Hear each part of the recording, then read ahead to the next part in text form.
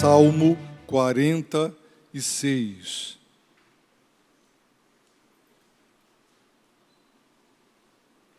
Diz assim a palavra de Deus: Deus é nosso refúgio e fortaleza, socorro bem presente na angústia. Por isso, não temeremos, ainda que a terra trema e os montes afundem nas profundezas do mar, ainda que as águas venham a rugir e espumar, ainda que os montes estremeçam na sua fúria. Há um rio cujas correntes alegram a cidade de Deus, o lugar santo das moradas do Altíssimo. Deus está no meio dela e não será abalada. Deus a ajudará desde o amanhecer. As nações se enfurecem, os reinos se abalam. Ele levanta a sua voz e a terra se dissolve. O Senhor dos exércitos está conosco. O Deus de Jacó é nosso refúgio. Vinde, contemplai as obras do Senhor. Que devastações fez na terra. Ele acaba com as guerras até os confins do mundo, quebra o arco e despedaça a lança, destrói os carros com fogo. Aquietai-vos e sabei que eu sou Deus, sou exaltado entre as nações, sou exaltado na terra. O Senhor dos exércitos está conosco, o Deus de Jacó é nosso refúgio. Queridos irmãos, apenas ao mencionar o Salmo 46, imediatamente nós nos lembramos de Martinho Lutero. O hino que cantaremos após a mensagem, Castelo Forte é o nosso Deus, é uma paráfrase deste Salmo, o Salmo 46. Não com as mesmas palavras, mas com suas próprias palavras, conservando o pensamento original do salmista. Lutero compôs esse lindo hino, que foi cantado na Alemanha, depois traduzido para o inglês e traduzido para dezenas de outras línguas. É um dos hinos mais amados do cantor cristão.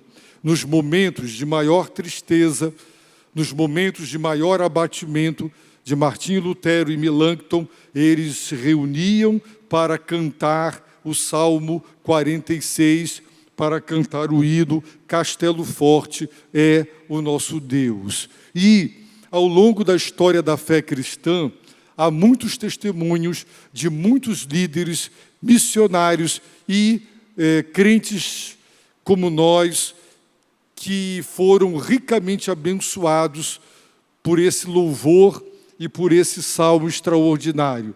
É muito provável que muitos aqui já tenham lido esse salmo nos seus piores momentos, nos momentos mais difíceis de suas vidas. Portanto, é um salmo familiar, é um salmo conhecido de todos nós, decorado, recitado e cantado. Este salmo é um hino, ele tem 3 estrofes. O estribilho encontra-se na frase "O Senhor dos exércitos está conosco", no verso 7, e no verso 11, "O Senhor dos exércitos está conosco", e provavelmente, quando ele diz no verso 5, "Deus está no meio dela, não será abalada, Deus está conosco", isso significa que este hino, que tem 3 estrofes, tem esse estribilho, esse refrão que se repete e que nos faz pensar na lição principal. O Senhor dos exércitos está conosco. Emanuel, Ele é Deus conosco. Essa é a única razão para não temer. E o Salmo começa com uma declaração de quem Deus é. Nós ouvimos uma conclusão no verso 2, por isso significa por essa razão. Por esse motivo. Por isso, não temeremos. Por isso o quê? Qual a razão?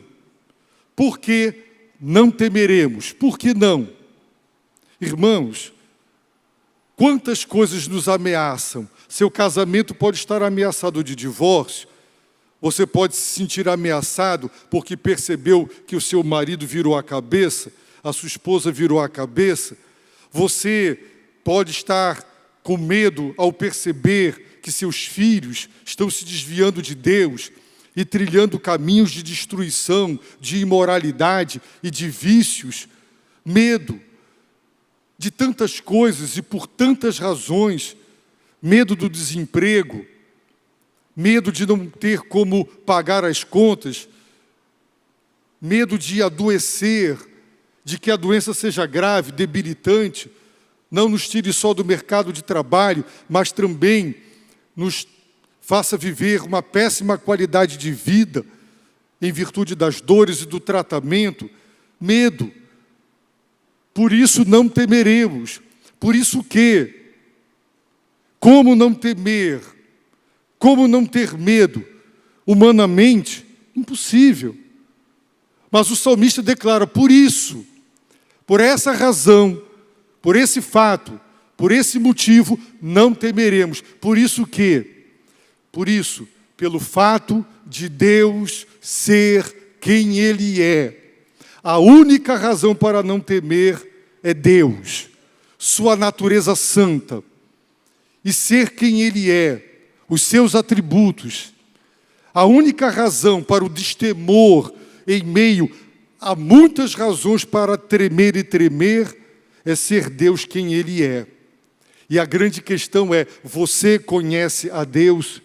Jesus, segundo o Evangelho de João, diversas vezes, Ele disse que eles, os judeus, o povo escolhido, a quem a revelação especial fora dada, eles que tinham as Escrituras nas mãos, sinagogas em todas as cidades, onde as Escrituras eram lidas e explanadas, Jesus diversas vezes lhes disse que eles não conheciam a Deus. Ele disse, eu o conheço, vocês não conhecem a Deus. Vós adorais o que não conheceis. Ele disse, que tragédia, adorar o que se não conhece. Paulo, escrevendo para Tito, diz, eles afirmam que conhecem a Deus, mas o negam por suas obras. O que fazem, o que praticam, o que realizam, negam, em termos concretos, uma declaração teórica. Qualquer um pode dizer, eu creio em Deus, mas aquilo que você faz pode negar que o que você afirma seja verdade. Portanto, a grande tragédia da vida é não conhecer a Deus. Por isso, Davi, idoso, já às portas da morte, disse para Salomão, que tinha mais de 40 anos de idade, conheça o Deus de teu pai. Salomão foi criado por Davi, foi criado, indo aos cultos, todas as festas anuais, em Jerusalém, no templo. Como não? Será que ele nunca ouvira falar do Deus de Abraão, Isaque e Jacó? O Deus de Noé? O Criador dos céus e da terra? Como não? Será que ele nunca ouvira falar do Deus de Moisés, que conduziu o seu povo? Como Davi diz, conheça o Deus de teu pai. Ele estava farto, ele conhecia tudo isso. Mas uma coisa é você conhecer de ouvir falar, de ler, de ouvir mensagens, de ouvir contar as histórias. Outra, totalmente diferente, é conhecê-lo pessoalmente, conhecê-lo de verdade. Por isso, Amós nos diz, conheçamos e prossigamos em conhecer a Deus, porque a grande tragédia da vida é ser religioso, ter religião, conhecer as Escrituras e ainda assim não ter um encontro vivo, real e conhecer Deus pessoalmente. Não foi à toa que Jó declarou: eu te conhecia de ouvir falar, mas agora, depois dessa experiência, os meus olhos te veem. E a grande questão da vida é conhecer a Deus. Não há nada mais importante na vida do que conhecer a Deus. Você pode achar que é ganhar dinheiro, obter títulos, passar em concursos. Você pode achar o que quiser. Nada na vida é mais importante do que conhecer a Deus. Não é? Porque quando você sabe quem Deus é, então você dirá: por isso não temeremos. Por isso, a única razão é ser Deus quem Ele é. Quem é Deus? Deus é nosso refúgio. Quem é Deus? Deus é refúgio. Quando cai uma chuva, você se refugia debaixo de uma árvore, de uma marquise. Você se refugia quando bombas estão sendo lançadas em lugares subterrâneos para conseguir não ser atingido, despedaçado pelas bombas. Quem viu o filme O Refúgio Secreto, viu que irmãs cristãs holandesas criaram pisos, assoalhos falsos, com madeiras que eram removidas, e lá dentro, paredes falsas, onde os judeus se escondiam, onde eles se escondiam dentro das suas casas. Aqueles lugares eram refúgios, lugares onde se esconder, para não ser pego, para não ser atingido, refúgio. Davi refugiou-se dentro de cavernas, no fundo de cavernas profundas, para escapar de Saul e dos seus exércitos. Refúgio ou esconderijo, que protege, que livra das ameaças, dos perigos, dos que querem nos matar, dos que querem nos destruir, nos desmoralizar, nos difamar, nos caluniar. Deus é refúgio. E se você sabe que alguém vai te atirar, e você sabe que tem um esconderijo, e você não vai para o refúgio, você quer morrer. Você quer ser atingido, porque você se recusa a ir para o refúgio. Quem é Deus? Deus é refúgio. É somente nele é que nós encontramos refúgio, proteção. É Ele que nos esconde, é Ele quem nos agasalha, é Ele quem nos protege. E é isso, e somente isso, que nos dá a razão para não temer. Por isso, não temeremos, porque Deus é refúgio. Quem é Deus? Deus é fortaleza. Fortaleza. Pensemos agora nas grandes muralhas. Em Portugal, nós visitamos algumas fortalezas, paredes altas, mas com 2, 3, 4 metros de largura, algo assim para você ficar extasiado. Como conseguiram construir no topo de montanhas, fortalezas inexpugnáveis, muralhas capazes de absorver o impacto de balas de canhões. Fortaleza. Dentro da fortaleza, você não é alcançado, você não é atingido. Então, quem é Deus? Deus é refúgio. Quem é Deus? Deus é fortaleza, protetora. Alguns exegetas dizem que a palavra também indica força. E o fortalecimento que é produto da força de Deus atuando em nós.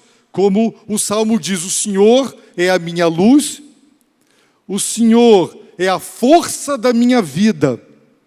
Tudo que se move por conta de uma força. Não é à toa que a subestação de energia é chamada de casa de força. Se tem máquinas do aparelho de ar-condicionado, elevadores subindo e descendo, trens andando, é porque há uma força que os move. Deus é fortaleza. Fortaleza que fortalece, que protege. Por isso a palavra de Deus diz que o maligno não nos toca. Ele não pode triscar em nós. Por quê? Porque Deus é o nosso refúgio e é a nossa fortaleza. E a grande questão é, se você se refugia na droga, no vício, no trabalho, no prazer, nos amigos, então você provavelmente ainda não conhece a Deus. Deus é refúgio, Deus é fortaleza, Deus é socorro, ajuda, amparo, bem presente na angústia, bem presente. Por quê? Porque o refrão diz: o Senhor dos exércitos está conosco, e porque Ele está todo o tempo todo conosco, Ele é um socorro bem presente.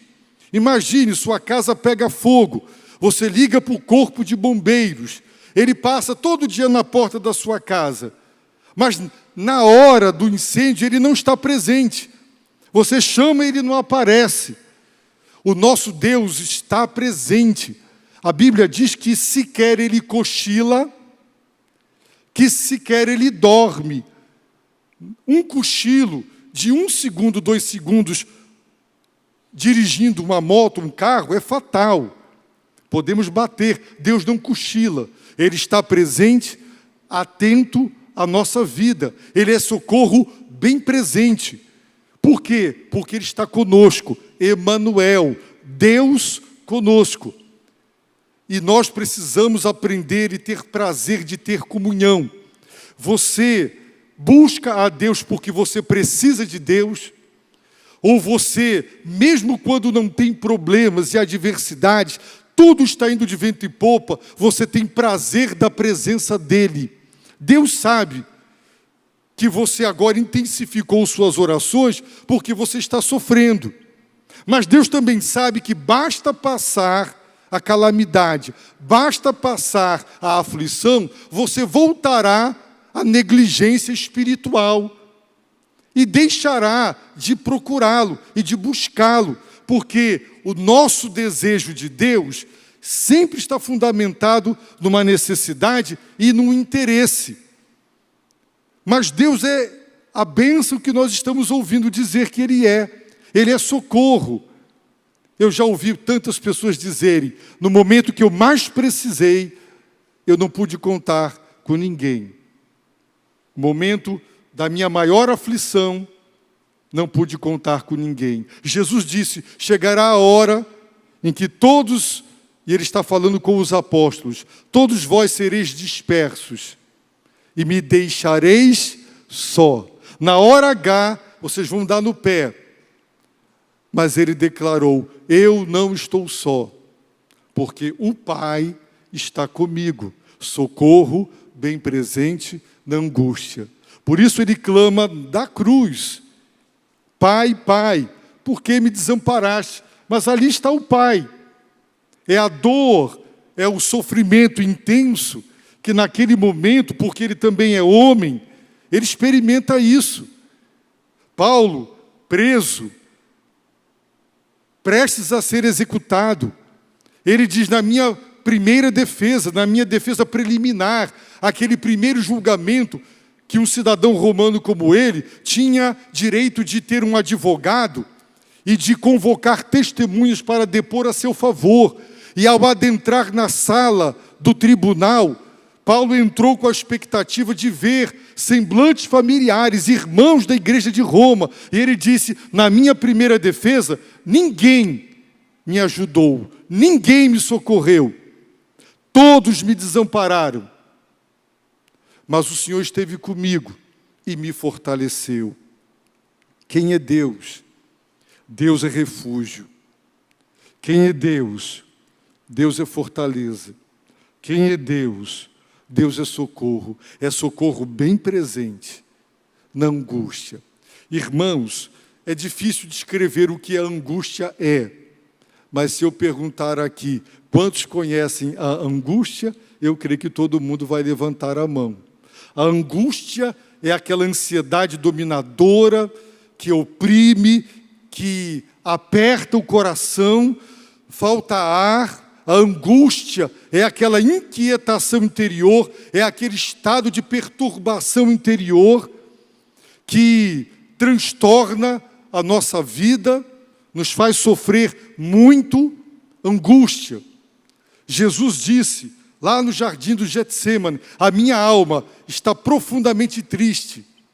Triste a ponto de morrer. Jesus Cristo, meus irmãos, o Filho de Deus, ele conheceu pessoalmente o que a angústia é. Ele disse, e levando consigo Pedro e os 2 filhos de Zebedeu, apenas começou, a entristecer-se e a angustiar-se. Quem? Jesus. Quem é Jesus? O Filho de Deus. Quem é Jesus? A segunda pessoa da triunidade divina. Quando você diz Deus, eu estou angustiado, você está falando com quem conhece a angústia, a encarnação da pessoa divina da Trindade, deu a Deus um conhecimento empírico que Deus não teria, porque Deus é Espírito. E eu diria, Deus, tu não consegues me entender, tu não consegues perceber o que é angústia, porque o Senhor é onipotente, o Senhor é o Altíssimo, acima e além de tudo e de todos, és inatingível, inalcançável, inabalável. Mas Deus se tornou carne, humano, e Jesus conheceu a angústia, e ele disse que ele estava tão triste e angustiado, a ponto de morrer. Você já foi dominado por uma angústia tão profunda, que você disse, ela vai me matar?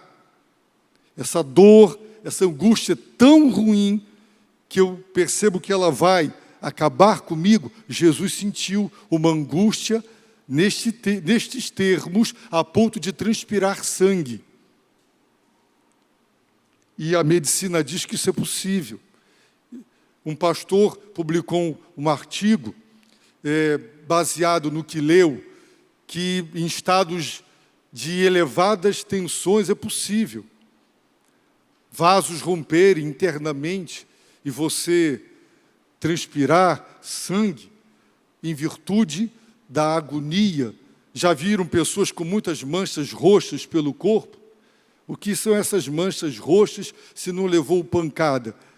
Esses hematomas, muitas vezes, devido à tensão, os vasos rebentam. Irmãos, mas o salmista declara, por isso o quê? Porque Deus é refúgio, porque Deus é fortaleza, porque Deus é socorro, por isso, por essa única e exclusiva razão, não temeremos. Assim, se você não conhece a Deus, se você não se debruça, porque Deus se revelou, e qual é o pressuposto da revelação? Ser conhecido. Quem não quer ser conhecido, não se revela. Nós precisamos entender que Deus se revelou, se deu a conhecer para ser conhecido. E uma vez conhecido, adorado, admirado, reverenciado. Através da natureza, podemos conhecê-lo, a suprema grandeza do seu ser, do seu poder e da sua inteligência. Tudo quanto Deus é, o que de Deus se pode conhecer, está manifesto. Porque através das galáxias maravilhosas, uma galáxia com bilhões de estrelas, para nós da Terra é um ponto no imenso universo. É algo assim imensurável para nós. Pois Deus é o nosso refúgio, fortaleza. Por isso não temeremos. E agora o salmista, ele vai lançar mão da hipérbole, do exagero, ele vai apresentar uma catástrofe, o que seria o caos. Ele vai retratar um quadro que de todos é o pior, não tem nada pior, mais ameaçador da vida humana. Ele vai apresentar o pior. E se no pior nós não temeremos, o que dizer nas situações de gravidade menos importantes? Ele diz, por isso não temeremos, pelo fato de ser Deus quem Ele é. e aí ele usa a expressão, ainda que eu ande pelo vale da sombra da morte, ainda que a figueira não floresça, ainda que, estudem a expressão ainda que nas Escrituras e vejam, ainda que, mesmo sob estas condições, essas as mais difíceis e terríveis, ainda que a terra trema, imagine, ou o planeta, ou mesmo apenas a terra, a região geográfica palestina, onde ele estava. E os montes afundem nas profundezas do mar. Os irmãos podem imaginar a terra tremendo e as elevadas montanhas afundando. Deus criou do caos, Deus fez a parte seca, a terra, Deus fez a parte dos mares, Ele separou tudo, Ele deu ordem, governabilidade à terra, mas o salmista está falando do retorno ao caos. Se estas coisas acontecerem, a terra tremer, se os montes afundarem nas profundezas do mar, ainda que as águas venham a rugir e espumar, haverá tsunamis, os oceanos, eles invadirão com o tremer da terra, o afundar das montanhas no mar, ainda que as águas venham a rugir e espumar, ainda que os montes estremeçam na sua fúria, tudo trema, gerando caos, a dissolução, a deteriorização. Aqui é uma convulsão que colocaria não só o planeta, mas a vida humana em risco de extinção. Ele está dizendo, ainda que tem alguma coisa pior do que isso? Não tem. E se não tem nada pior do que isso, e se nesta condição não temeremos, ainda que, então, eu não vou temer se eu ficar desempregado. Eu não vou temer se descobrir que estou com uma doença grave que pode me levar depois de me fazer sofrer. Eu não vou temer, ainda que. Por quê? Porque eu tenho um lugar onde me esconder. Eu tenho uma fortaleza para me abrigar.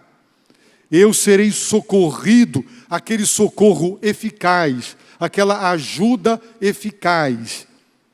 É interessante, nós estamos estudando que a mulher deve ser submissa ao marido e aprendemos lá que ela é ajudadora. Palavras hebraicas usadas para descrever Deus. Deus é o nosso socorro. E ninguém pensa que Deus é menor, é subserviente, porque Ele é socorro. E nem as mulheres deveriam pensar que como socorredoras, ajudadoras dos homens, elas foram por Deus inferiorizadas. Deus é socorro, amparo, é ajuda, bem presente. Por isso, não temeremos. Eu gostaria que você deixasse esse local de adoração hoje, mesmo que você se sinta ameaçado, seja lá pelo que for ou quem for, certo de que se você correr para esse refúgio, se você correr para dentro desta fortaleza, e se você tiver comunhão íntima, diária e intensa, o socorro divino será contigo e você não sucumbirá. A segunda estrofe do hino diz, há um rio. Os intérpretes discutem, não é, que rio era esse, se era a fonte de Gion, que Ezequias canalizou para dentro de Jerusalém, ou a fonte de Siloé. O fato é que uma cidade cercada, se não tiver o suprimento interno de água, é terrível. E as águas que saem do trono, segundo a profecia de Ezequiel, e o rio de água viva que também sai do trono, Apocalipse capítulo 22, simboliza a presença fluente, abundante, superabundante de Deus. Há um rio cujas correntes alegram a cidade de Deus. Sabe por quê o salmista está declarando isso? Porque não se consegue precisar com exatidão o contexto exato. Se foi por ocasião do reinado de Josafá, ou de Ezequias. Talvez o exemplo mais próximo seja o de Ezequias, quando Senaqueribe, Ezequias insurgiu-se contra, ele era vassalo de Senaqueribe, pagava elevados impostos e decidiu não pagar mais. Senaqueribe marchou contra Jerusalém, tomou conta de todas as cidades ao redor de Judá, tudo tomado, e ele cercou Jerusalém. E ele disse em hebraico, Rabzaké, para que todos ouvissem, que eles iriam beber o xixi deles e comer o excremento deles, porque cercada a cidade, ninguém entrava, ninguém saía, ninguém podia plantar e colher, e que eles não sobreviveriam àquele cerco e deveriam se render e se entregar. E Ezequias recorre ao profeta Isaías e ouve de Isaías, de Deus através de Isaías: não temos, ele não vai entrar aqui. Nenhuma flecha vai ser atirada contra essa cidade. E meus irmãos, os irmãos conhecem a história, está lá em Reis, houve um grande livramento. O anjo do Senhor, Jesus Cristo, o anjo do Senhor, ele dizimou, ele matou 180 e tantos mil soldados assírios, e aquele cerco foi colocado ao fim. Jerusalém não será tomada. Sabe por quê? Porque há um rio cujas correntes alegram a cidade de Deus. Assim como a água e esse suprimento vital alegrava a cidade de Deus, que era o lugar santo das moradas do Altíssimo, porque o templo estava lá, construído em Jerusalém. O salmista declara: Deus está no meio dela, de Jerusalém, de Sião, e não será abalada. É a presença de Deus. Deus está conosco, Emanuel, não será abalada. Deus a ajudará. Deus a socorrerá. Ele é socorro. O salmista falou das águas rugindo e espumando. Mas agora ele fala de outras águas, são as águas de um rio, cujas correntes alegram a cidade de Deus. Ele fala das montanhas se abalando, a terra tremendo, mas agora ele está dizendo que Jerusalém não será abalada, a cidade, porque Deus a ajudará, porque Deus é o socorro. E Deus ajudou, e nunca só entraram em Jerusalém quando Deus disse: entrem. Entraram porque Deus mandou entrar. É muito interessante. Imagine, você vai dar um presente para uma pessoa, e na hora do presente, você faz uma advertência, que alguém diria: mas puxa, que pessoa, a pessoa ganha um presente, e faz uma advertência assim. Salomão dedicou um templo suntuoso, com toneladas de ouro, de prata, de pedras preciosas, algo suntuoso. E na hora que aquele templo foi dedicado, Deus disse assim: olha, isso não me suborna, isso de Deus não se zomba, isso que vocês estão vendo aqui, eu vou destruir. E quem passar vai balançar a cabeça dizendo: por que que Deus fez isso?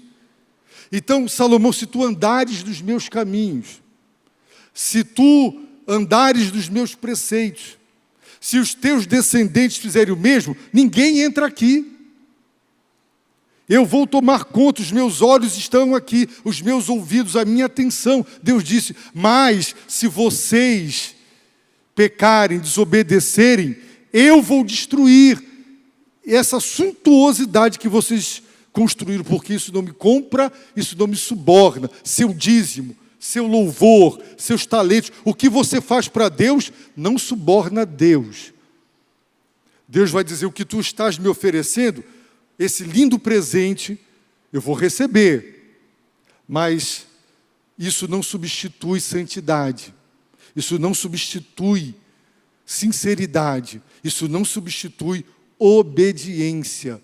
Mas enquanto Israel obedeceu, cercada foi, não foi apenas uma única vez, nunca ninguém entrou ali, porque Deus está no meio dela. Só entrou quando Deus disse: Nabucodonosor, entra, eu estou entregando Jerusalém nas tuas mãos. Aí o inimigo entrou, hasteou sua bandeira lá dentro e destruiu, roubou, queimou, incendiou Jerusalém. O salmista declara: as nações se enfurecem e elas estão nos cercando furiosos. Os reinos se abalam.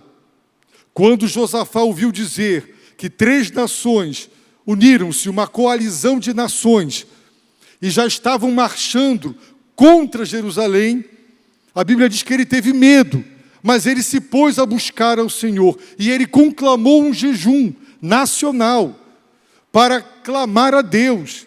E ele declarou: não temos forças para enfrentar 3 nações, não sabemos o que fazer, impotência, desorientação, mas os nossos olhos estão postos em Ti. E o Senhor mandou dizer pelo profeta: não temas, não temas, essa guerra é minha, não é sua. Nessa guerra não tereis que pelejar. Palavra do Senhor. E a Bíblia diz que ele levanta a sua voz e a terra se dissolve, derrete.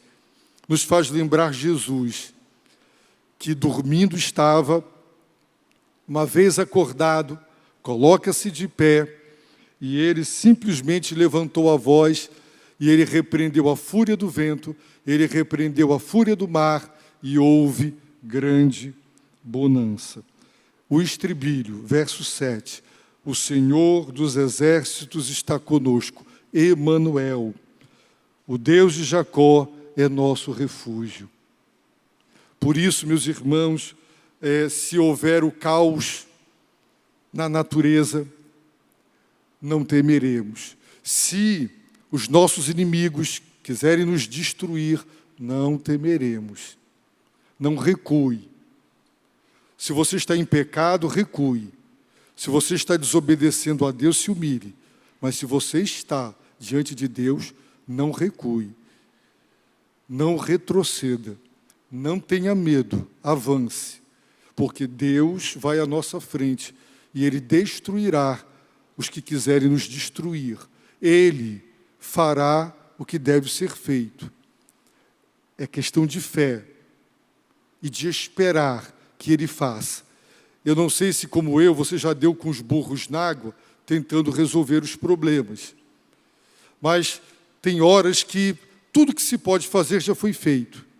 Não há mais nada para fazer. Só tem uma coisa para fazer, é ajoelhar e dizer: Deus, agora é contigo. Não há mais. Não tem mais uma única alternativa, só o Senhor. Não tenha medo, não recue, porque Deus fará a obra. Terceira estrofe, a partir do verso 8. Vinde, um convite, contemplai as obras do Senhor. Podemos conhecê-lo, não só pela declaração clara, tácita de quem Deus é, mas também ao observar as obras do Senhor. Que devastações fez na terra. 180 mil guerreiros assírios mortos pelo anjo do Senhor. Centenas e milhares de soldados egípcios submersos pelas águas do rio, do mar que se fechou. As devastações que o Senhor faz na terra, quando Deus intervém, quando Ele manifesta, quando Ele opera, Ele faz a obra. E sabe o que Ele faz? Ele acaba com as guerras até os confins do mundo. Os estudiosos afirmam que aqui há uma perspectiva escatológica. Escatos é fim, últimas coisas, não é? É uma perspectiva daquilo que acontecerá nos últimos tempos. Só que fazia parte da profecia judaica descrever o que está acontecendo hoje à luz do fim e descrever o fim à luz de acontecimentos contemporâneos. Então, aqui nós temos uma promessa de que um dia Deus fará com que todas as guerras até os confins da terra acabem, porque o príncipe da paz voltará com poder e grande glória. Ele acaba com as guerras até os confins do mundo. Ele quebra o arco, ele despedaça a lança, ele quebra o jato, ele quebra os mísseis, ele quebra as defesas antimísseis, não é? E aéreas. Ele despedaça a lança, o fuzil, destrói os carros com fogo, os tanques, como nós hoje temos isso muito vívido em nossa memória. E então o Senhor diz: aquietai-vos. Não é uma palavra de conforto, é uma repreensão. Aquiete-se. A tradução da Bíblia de Jerusalém diz: tranquilizai-vos. É uma repreensão. Jesus disse, porque não se turbe o vosso coração. Nosso coração está como o mar, como as árvores, agitadas pela força do vento, em estado de turbulência, não é? Então, é a repreensão. Aquiete-se, fique quieto, sossega. É uma advertência. Para de espernear, tranquilize-se. Muitos de nós tomamos tranquilizantes. E eu não estou dizendo que é errado, e nem criticando. Muitos de nós tomamos tranquilizantes. Mas Deus está dizendo: tranquilizai-vos, aquietai-vos, e sabei, aqui novamente o segredo, sabei que eu sou Deus, eu sou soberano. Estou no controle de tudo, de todos. O que parece fora de controle nunca esteve, não está, nem estará. Então, aquiete-se, pare de espernear, pare de fazer malcriação, pare de murmurar, pare de querer brigar, pare, aquiete-se, sabei que eu sou Deus, eu sou exaltado entre as nações e eu sou exaltado na terra. Ele é o Altíssimo, acima e além. Na linguagem da teologia, fala-se da transcendência. Falar de transcendência é dizer que Deus é o Altíssimo, que Ele está acima e além.